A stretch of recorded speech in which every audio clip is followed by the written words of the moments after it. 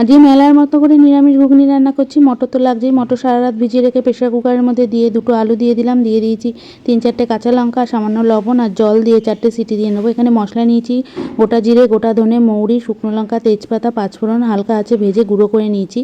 এবার তেলের মধ্যে দিয়ে দেবো তেজপাতা আর টমেটো কুচি, দিয়ে দিলাম স্বাদ অনুযায়ী লবণ আর হিংও ফোড়ন দিয়েছি যেহেতু নিরামিষ ঘুগনি। তারপরে দিয়ে দিলাম আদা বাটা, তারপরে দিয়ে দিলাম ধনে গুঁড়ো, তারপর যে মশলাটা তৈরি করে রেখেছি সেটা দিয়ে দিয়েছি আর দিয়ে দিয়েছি স্বাদ অনুযায়ী চিনি আর হলুদ গুঁড়ো দিয়ে বেশ খানিকক্ষণ মতো কষিয়ে, এদিকে মটর সিদ্ধ হয়ে গেছে, মটরের মধ্যে সামান্য পরিমাণ জল দিয়ে দেবো আর আলুগুলো রাফলি একটু চামচ দিয়ে কেটে কেটে দিচ্ছি। মটরগুলো মশলার মধ্যে দিয়ে বেশ খানিকক্ষণ মতো কষিয়ে নিচ্ছি। এবার দিয়ে দেবো প্রেশার কুকার ধোয়া জলটা, যেহেতু বেশি গাঢ় ঘুগনি খেতে ভালো লাগে না।